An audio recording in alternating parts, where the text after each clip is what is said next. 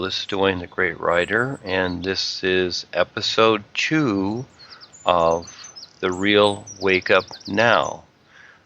These episodes that I'm doing for the public are simple explanations of what we as wonderful worldwide educators are doing on the earth today, and we are having fun with this. Now, I also created the new presentation, which is about my series of books, new books for the public. And I also created we, WWE, Wonderful Worldwide Educators for the public, and the all-natural environment that supports us. Now, we have various projects with this. We also have courses with the Wonderful Worldwide Educators that we share with the public so the public can become more aware. What is taking place on the earth is a rather huge wake up. People are gradually waking up to what is really taking place, especially in this modern day and age with all the technology. And we have a lot to deal with here. Most people are just simply waking up to the first part of this so-called wake up, and that is what's taking place on the earth. We as worldwide educators, we go beyond, we see beyond, and we go beyond what the people of the earth are familiar with. Most people are still asleep, you might say. In other words, they're very in agreement with what is taking place on the earth, the basic lifestyle, making the earth their home, etc. And this is fine except for one thing, and that is that the earth is not a safe place to live. As anyone studies human history, they can see that for the most part, this is a warring planet. Even though we have societies that seem civilized, etc., and I want to point out one thing here, and that is that I'm not predicting doom. It's not about that. It's really about cause and effect. Everybody decides something, and the outcome is effect. Now, as we're in creation here, and I spoke a little about this in the first episode, just mainly a generalization of creation and what is taking place, but there's a lot more to learn. Now we're really going to get into the classroom here, and little by little, and later on there will be some people that will have questions, so we'll have fun with this. But the bigger picture of creation is cause and effect, and over time people have used the idea of karma. There are many religious or spiritual paths, or maybe even political ones, that know about this idea of karma. And karma is really better understood with the definitions of cause and effect, because people start to get the idea of, oh, I have good karma, I have bad karma, or I don't like karma at all. And it's understandable, and they will fear it or say, oh, I don't believe in it. But by the very fact of what we do here, we are constantly experiencing cause and effect in our lives. And it's kind of funny how it works here. The best thing to do is take time as we're sharing what we are to learn about the various levels of life and how each level affects the other levels.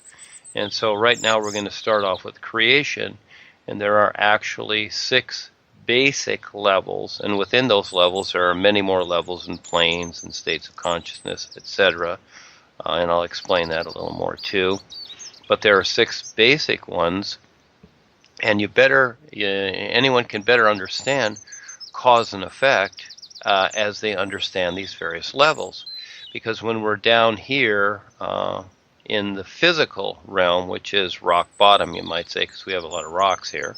Everything is basically rocks floating in space, planets, etc., meteors. And then on the earth we have mountains and a lot of rocks. Okay, so there's rocks everywhere. Funny thing is, science continually collects rocks thinking that they're going to discover the secret of life. Well, that keeps them busy, doesn't it? Anyhow, These 6 various levels are very important to understand, and with the standard invented educational systems that we have here, people do not have the advantage of learning about this because, again, it's sight unseen. In other words, mainly unseen, more so than this one-dimensional arena we're in, which is the physical, which is a 3-dimensional, basically hologram. But again, people think and assume that this is life. It is its own reality. It has its own life here, and it's actually animated once you understand it and see it from a real view, from your real awareness. So the first level is the physical, like I said, the physical realm. Very simple, and this is where this is our day-to-day life. This is where we feel that, this is the end result of everything. We're on Earth, and we experience whatever we do, and we have the social structures of today. As we look at history, it's been different, but it's all led up to where we are right now, and we've got big buildings and freeways and cars and smog and pollution and chemtrails and, just all kinds of funny things going on here, microwaves. And so, this is all become a standard for us that, okay, this is life, and whatever we create, that's it. We're doing better. Actually, we're not, and that'll be explained too. We're doing worse, and it's not good. I'll use that term.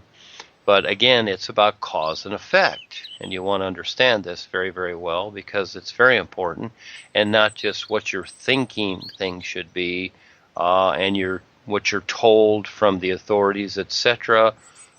Because these people are actually controlling the masses into what is termed as human farming. So you're going to learn a lot about that too. I suggest to go on Facebook, human farming, tap lining, etc. You want to know about these things because you are the effect of them. So then we go into level 2. And level 2 would be the astral worlds. This is an old term that's been around a long time, so we'll use that term. I'm sure there's others, but the basic senses of what's taking place is the astral world.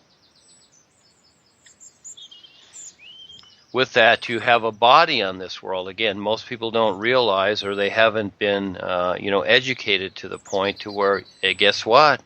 Surprise! You have 5 bodies. All right, you have physical, astral, causal, mental, and etheric. We'll use these terms, and these bodies correspond to your faculties. So you have the physical body, which is the 5 senses: seeing, taste, touch, smell, hearing, whatever. Okay, there's something else there, but anyhow, close enough. Then you have the astral body. This is basically your feeling, sensation, emotional body is what that is. And the physical and astral body, it's really kind of a love affair. These two are, very close together. People really hold on to the idea and their feelings and sensations. And basically in everything they do, they use this various body. But they don't realize that it's an actual body. It's an actual vehicle, like the physical body, and it really is, but it's invisible. It's also called a sheath, which is a term, which is a spiritual, psychic term, whatever. I learned these terms as I was coming up through my extra bigger education, you might say. And so the next body is your causal body, C-A-U-S-A-L, causal body. That's because it's termed that basically because you have many seeds of past lives, many experiences in this body, which are cause and effect. This is your memory body, those things that you remember. Now, each lifetime you come into the physical here, you get a new body. But the various bodies that you've had through creation, when you entered creation at some point, doesn't really matter when.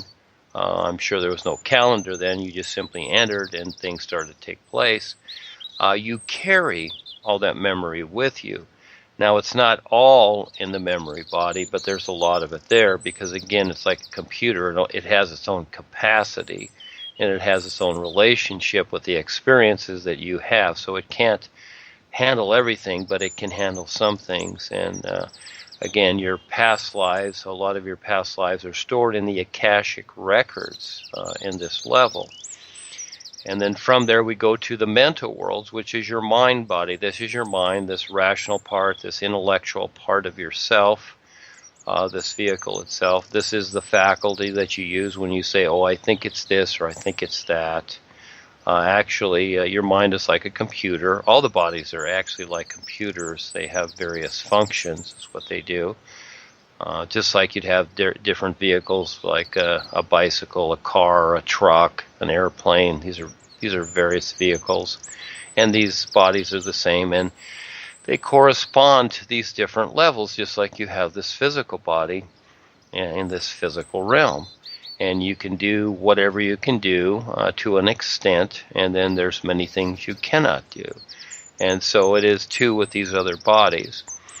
The fifth body is the etheric body. This is basically your subconscious or your intuitive body. There's many parts to this body, and it's a huge storehouse too. I call it the reactive mind or the reflective body because for the most part, from this level, which is all here and now, but as we stack them literally, we see that, if we have an idea or an assumption or an emotion or whatever, it goes through the various bodies, you might say, then reflects back. Everything reflects back to us. This is how cause and effect works.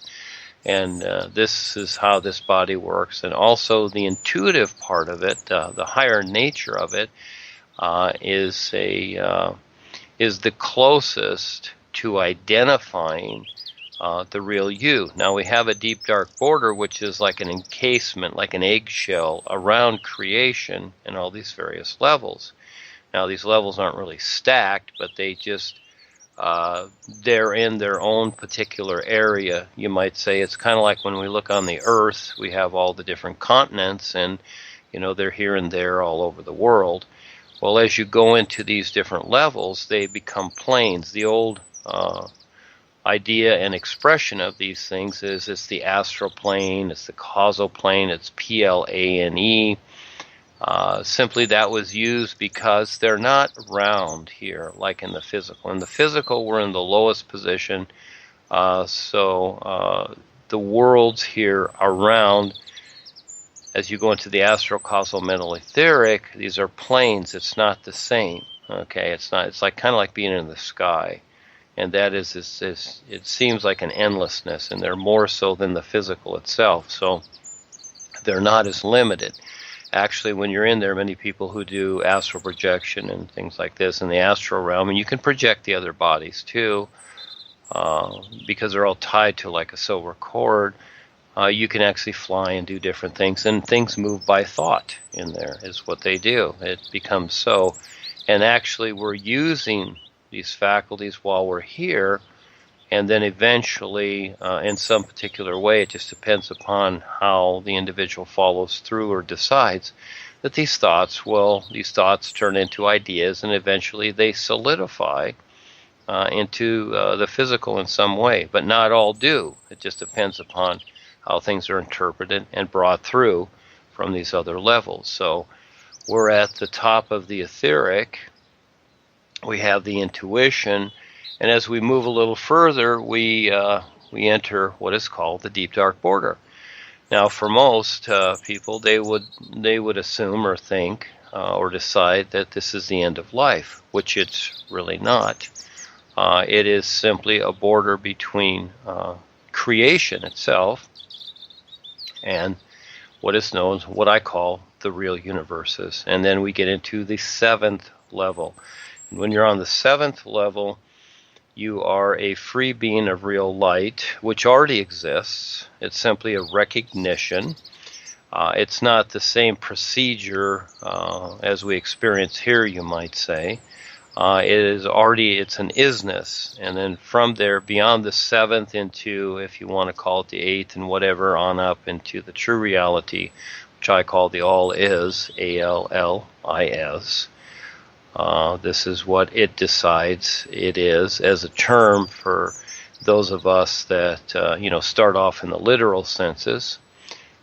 These positions in this all-aliveness life is because life is alive, and while we're in creation, we have the simulation of life. It looks like things are alive, but actually it is our real awareness that gives life to the vehicles. Just like when we drive a car, when the car's going down the street, even though we don't see the driver, you can have dark windows or whatever, you don't see them at all. It looks like the car is alive in its own way. It's like, oh, there goes a Ford or Chevy or a Buick. But it's not the car. It's the driver, isn't it? And you don't always see the driver. And the same way with the physical body, you don't see the driver, which is the real awareness, which is you, the real you, a free being of real light. Everyone is already positioned in reality, but not everybody recognizes this. This becomes the difference. And it's like a child growing up. The child at first does not recognize where it's at. And so it takes time. And this is to where you become more aware. It's different than growing up. Here, we use the intellectual part of ourselves, you might say, to figure things out. And that only goes so far because life is a lot bigger. And so it doesn't work in all levels, even though it seems to, but it really doesn't. It's very, very limited. And this is where, at some point, we learn to use our real awareness and to see and understand and perceive, recognize and perceive what else there is, because we need to do this at some point to be able to enter the bigger parts of life, which is the real universes. Otherwise, basically, you're limited to creation only. And, most of us have been told, taught, educated, and even intimidated to the idea that the earth is all there is, and that what's taking place here, this is it, this is as far as you go, etc., etc. So, again, it's up to the individual to be what I call the real risk taker, to start to explore more so than what they've ever known. And so this is a brief explanation, and as one learns to understand these various levels, now we don't really need to get into the real universes at this time, but as you understand these various levels in creation, because this is where cause and effect is. And this is what you want to understand first, because as we went through the process of many, many lifetimes, actually millions of lifetimes, because each lifetime is just a bleep, is what it is, a snap of the fingers, compared to the reality life is. And as you learn to be now in the nowness of life, you see how this works. And that is that time and space has its identity, but it does not compare in any way to the reality of the nowness life is. And all life is a nowness. It's an isness. It actually is. It's not about creation.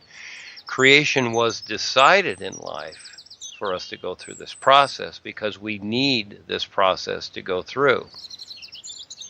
Because as at some point, with all the experiences and all the lifetimes that we've gone through, all the drama, the likes, the dislikes, killing, being killed, etc. This is all part of it. It's just we go through every experience there is, and many, many different body types, from little embryos to plants to animals to birds, etc. And eventually we create the human form.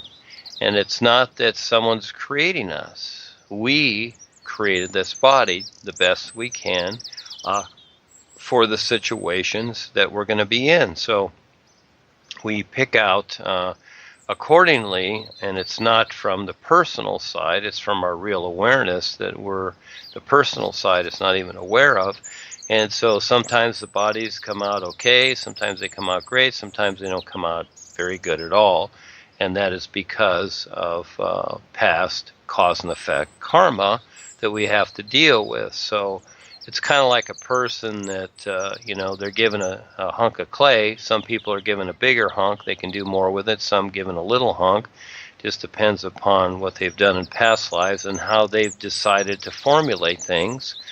And so as we collect experience, we also collect attitudes as we go along through these various lifetimes. And these attitudes cling to us. But the funny thing is that as we come into each new body and lifetime, the personal self, the real self, the real awareness sees it, but the personal self that doesn't usually relate to the real awareness, it doesn't see all the experiences that it's gone through from the past. So these things from the past reflect into the present time. So it's good to know what has taken place, but it's not necessary to get overwhelmed with the past. It's a good reference, but it's not a reality. And so what we experience here with human history and that, it's a good reference, but it's not a reality because only right now life is alive now. We are only interested in the aliveness life is, and not all the secondary things that people think is the reality life is. So this is kind of where we're at. And as you better understand these levels and how they affect the physical, then you can better understand, each person can better understand themselves and what's taking place here in this physical realm, because otherwise, if you don't educate yourself, just like in school, you don't survive very well. And the overall of life is survival, a real survival, more so than just finding a place to live and, growing food, eating food, etc., breathing fresh air, finding good water. This is what we do on the earth, but as we move into these other levels, we find that we don't need this because it's just basically here. So we're at the bottom of life struggling to survive. And so with the present educational systems and the other systems, political, religious, spiritual, educational, scientific, and whatever else is invented, we're at the mercy, you might say, of these systems, and for the most part, they do not educate us on what's really taking place. Actually, they're set up to misinform us, actually to create a distortion that, we have to, get through, you might say, to where, we can become more aware and see what's taking place. And for the most part, if you don't have the right information, if you don't have the right guidance or whatever, then you don't get through it. You are actually agreeing with the distortion that's taken place. And most people do. They're agreeing with the distortion because it looks really good. And for the most part, most people like the distortion. Even when they do experience or understand the reality of what's taking place, they still keep agreeing to the distortion. And that's fine. And anybody can have whatever they want in life. What's so interesting about life is that, life is the sun shining, is what it is. But at the same time, while we're on the earth and the sun shines up there, we can do whatever we want. And the sun has seen everything through human history, but it still shines the same. And this is the isness of life. This is the true reality, how it is already. And the ideas that we've come to know, such as gods and saviors and all these things, especially the gods of man. And there's many, many types. There have been. And it's become more refined through the ages as to, who's the right god and who are the wrong gods and all these things that have gone on because, it's really, the god thing has really been a very popular business. It has attracted a lot of people. And there are those that, by using the God idea, they've created their businesses, and they've done very well. And so these people, and in the business world, this does apply. But what people don't see is the bigger picture, and that is that as you hold on to these ideas, and they're cutesy ideas, like the Tooth Fairy and Santa Claus and all that, you go from lifetime to lifetime to lifetime to lifetime, not realizing that you keep hanging on to these ideas unconsciously. Actually, most people are living an unconscious life more so than they are consciously recognizing what is taking place right now, because life can only be now. What we decide as the past, which we've gone through, whatever it is we've gone through or haven't, or hear others who have, and a future that we keep dreaming, okay, this is really our decided fate as we keep pushing out ideas that we think are our future. Well, they do become our future. It's just that simple. Again, it's cause and effect.